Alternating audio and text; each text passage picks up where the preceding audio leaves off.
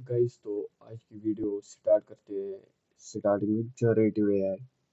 पहले देखते हैं कि what is generative AI and ये इतने ट्रेंड में क्यों है। स्टार्टिंग करें आर्टिफिशियल इंटेलिजेंस से। तो आर्टिफिशियल इंटेलिजेंस जो है वो स्टार्ट हुई है अराउंड 1950s के करीब, लेकिन ये रिसेंटली पॉपुलर हुई है। इसके पीछे जो मेन रीज़न है वो पावरफुल कंप्यूटर्स, जीपीयूज और large amount of data available हुआ, उसकी वजह से ये सब हो रहा है और आगे होता रहेगा।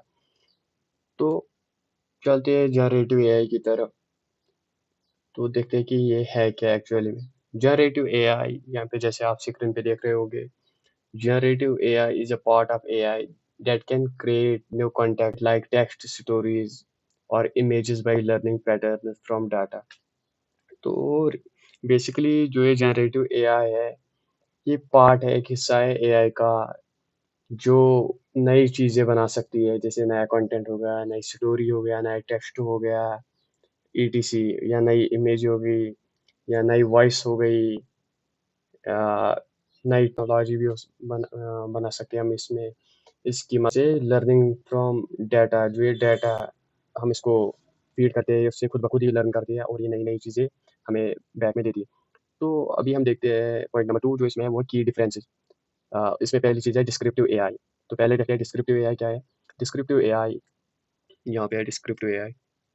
तो जो ये है, ये हमें हेल्प करती है एनालाइज और समराइज इन्फॉर्मेशन को। ये इन्फॉर्मेशन को एक्चुअल में एनालाइज करती है। तो एक सेकंड, इसमें इन्फॉर ये वाला यहाँ से हटा देते हैं। तो शॉर्ट में ये है डिस्क्रिप्टिव एआई। दूसरे को एमएल, जिसको एमएल बोलते हैं या मशीन लर्निंग भी बोलते हैं।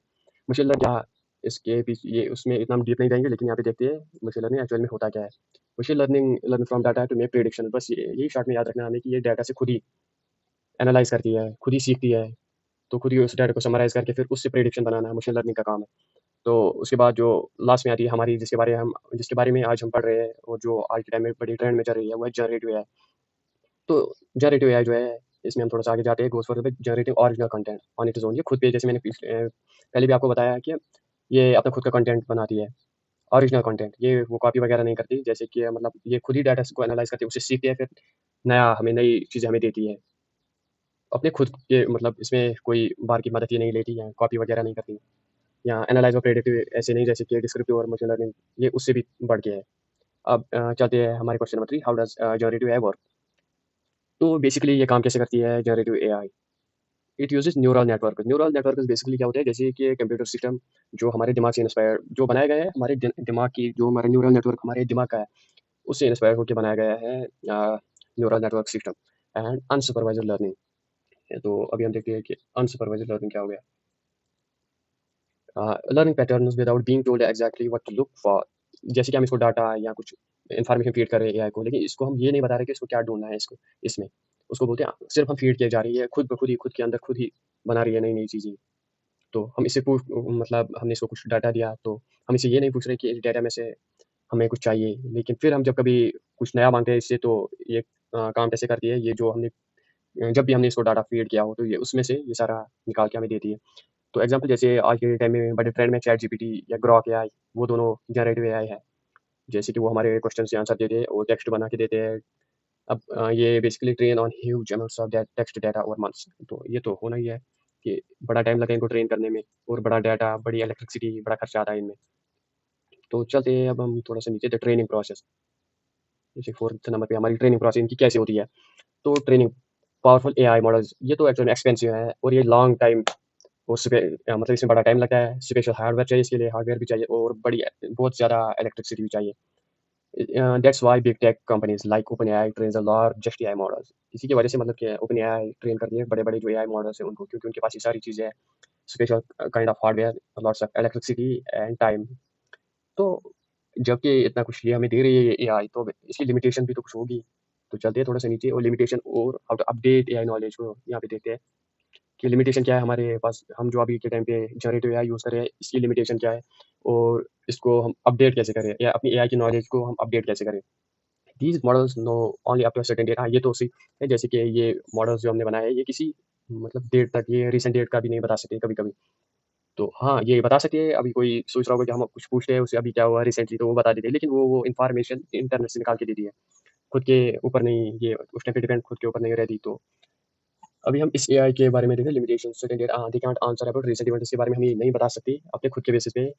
तो अपडेट और सुपीरियर एआई अब यहाँ पे बात आती है इसको अपडेट कैसे करें और स्पेशलाइज एआई रिस्पॉन्सेज, ये एक बड़ी अच्छी चीज़। तो पहली चीज़ आती है इसमें फाइन ट्यूनिंग। फाइन ट्यूनिंग क्या है? रिट्रेनिंग द पूरे के पूरे मॉडल को रिट्रेन करना किसी स्पेसिफिक डाटा से। तो इसके जो कॉन्सिक्वेंसेज हैं वो ये एक्सपेंसिव बहुत ज़्यादा है और ये हमेशा प्रैक्टिकल, इसके आउटपुट हमेशा प्रैक्टिकल नहीं निकलते। तो दूसरी चीज़ क्या है, वो है prompt engineering. Prompt engineering giving detailed instruction with each question to guide the AI, this is easier and more flexible. जैसे कि प्रॉम्प्ट इंजीनियरिंग क्या हो गया कि हम इसको, कोई प्रॉम्प्ट इंजीनियर बैठा हुआ है, वो उसको डाटा फीड कर रहा है हर एक क्वेश्चन के साथ, मतलब डिटेल्ड इन्फॉर्मेशन दे रहा है एआई को। तो ये फिर खुद अपने बेसिस पे ही उससे उस डाटा से नई नई चीज़ें सीख रही है। ये ईजियर है as compared to fine tuning और मोर फ्लेक्सिबल भी है। तो अभी हम देखते हैं जनरेटिव एआई के रियल वर्ल्ड एप्लीकेशंस क्या क्या है। तो ये रही है रियल वर्ल्ड एप्लीकेशन। पहले के टाइम पे क्या हुआ करता था, जो जनरेटिव एआई जो आज के टाइम पे है, ये तो काफ़ी मतलब इम्प्रूव कर चुकी है। पहले के टाइम पे सिर्फ लाइक चैट बॉट्स होते थे, जैसे कि उनके अंदर कुछ कोड जैसा बनाया रखा हुआ था, एक मतलब फिक्स्ड कोड होता है। फ्यू क्वेश्चंस यहाँ पूछ सकते हैं जो पहले से उसको फीड किए जाते थे। लेकिन आज के टाइम पे ये बहुत इम्प्रूव हो चुकी है। ये हमारी कन्वर्सेशन को समझ भी सकती है, हमारे कॉन्टेक्स्ट को भी, हम क्या चाहते हैं, हम क्या माँग रहे हैं इससे। ये मतलब अगर हम थोड़ा-सा कम भी अपने जो हम प्रॉम्प्ट डालते हैं उसमें से थोड़ा-सा कम ही इससे पूछ लें, लेकिन जो ये जनरेटिव एआई ये हमें उस टॉपिक के अराउंड जितने भी रियल वर्ल्ड एप्लीकेशंस होगी, वो देगी। रीसेंट डाटा देगी उसके बारे में और अपने मतलब बड़ी हेल्पफुल है, हम ये कह सकते हैं आज के टाइम में एज़ कम्पेयर टू पुराने जो चैट बॉट्स हुआ करते थे। जैसे कि बैंकिंग में भी अभी इंट्रोड्यूस हुआ है AI chat bots to help customers. तो कस्टमर्स के लिए भी ये चैट बॉट्स आजकल, हाँ, जैसे कि हम देख रहे हैं एसबीआई का देख लो, एचडीएफसी का देख लो, वहाँ पे अभी इनको उसके पीछे भी किसी की ज़रूरत नहीं पड़ती। इन्होंने उसमें भी इंट्रोड्यूस करा दिया एआई को, जो हमारे क्वेरीज़ सॉल्व करती है, हमारे क्वेश्चन के आंसर देती है। इससे क्या होता है, इससे एक तो टाइम बचता है बैंकर्स का, बैंकिंग कंपनीज़ का, और पैसा भी बच रहा है। बेसिकली ये तो सही बात है, पैसा भी बच रहा है। जैसे कि इसमें जो लोग पहले एम्प्लॉयड थे वो भी कम हो रहे हैं, तो अब तो इंसानों का काम भी एआई कर रही है। तो थोड़ा-सा नीचे चल के देखते हैं क्या है ये key take away for learners. Learners के लिए कुछ key points. Learning to use prompt engineering, मतलब जो प्रॉम्प्ट इंजीनियरिंग सीखना चाहते हैं, writing good question instructions for AI is a valuable. ये बता रहे हैं कि ये वैल्यूएबल है, इन डिमांड स्किल है, आज के टाइम पे इसकी बड़ी डिमांड है। और जो हमारे ऊपर का सेशन है, ये हमें एनकरेज करता है कि हमें ऐसे टूल्स को एक्सप्लोर करना चाहिए, जैसे कि ओपन एआई हो गया, and prepare for practical exercising. हमें इस पे काम भी करना चाहिए। तो मेन इंसाइट जो रहेगी हमारे टॉपिक में कि एआई नई कोई चीज़ नहीं है, ये पहले से ही है, लेकिन ये रिसेंटली पॉपुलर हुई है, तो कुछ लोगों को लगता है कि ये कोई नई चीज़ है। और दूसरी चीज़ जो हमने सीखी है वो है generative AI can make new content and understand languages like never before. तो जैसे कि हमने पढ़ा कि इसको बड़े-बड़े जीपीयूज़, बड़े-बड़े हेवी कंप्यूटर्स आज के टाइम पे इसको हैंडल कर रहे हैं जनरेटिव एआई को। तो उसकी मदद से अ, ये हमारे लिए नया कंटेंट बना भी सकती है, ये हमारे लिए नया कंटेंट बना भी सकती है और ये लैंग्वेज को सीख भी सकती है। जैसे कि इससे पहले कभी हुआ नहीं है, ये मतलब एज ऑफ एआई हम कह सकते हैं कि अभी राइज़ हो रही है। तो prompt engineering is a practical skill to make the best use of large language model, no need to retrain them. अच्छा, ये प्रॉम्प्ट इंजीनियरिंग ऐसे जैसे कि कोई मॉडल है, तो उसको हम क्या कर रहे हैं कि उसको हम यहीं से, मतलब जैसे कि हम उसमें एक पर्सन बैठ के, एक इंजीनियर बैठ के उसमें डाटा फीड करा रहा है। कोई ज़रूरत नहीं कि पूरे के पूरे मॉडल को रिट्रेन किया जाए, सिर्फ़ उसमें डाटा फीड करते जाओ, नया-नया जो भी हो रहा है। तो वो भी प्रॉम्प्ट इंजीनियरिंग। तो और रही दूसरी बात, जो ये बड़े-बड़े अक्षरों में दिखा लीजिए, chatbots and customer service are much better with generative AI. जो आज के टाइम पे सिर्फ़ चैटबॉट्स और कस्टमर सर्विसेज़ ही नहीं, हर जगह पे जहाँ पे भी जनरेटिव एआई घुसे जा रही है, जहाँ पे भी इंट्रोड्यूस हो रही है, तो ये बड़ा ही एक क्या टेक बूम कह सकते हैं हम इसको। इसका मतलब ये है कि less need for human agents and better service for user. अब इंसान भी मतलब एम्प्लॉय कम हो रहे हैं और सर्विस अच्छी मिल रही है। तो ये था आज का हमारा वीडियो। तो ये पहला था, अ, आप इसको ले सकते हैं हमारे टॉपिक 1 की तरह, ऑन जनरेटिव जेन एआई।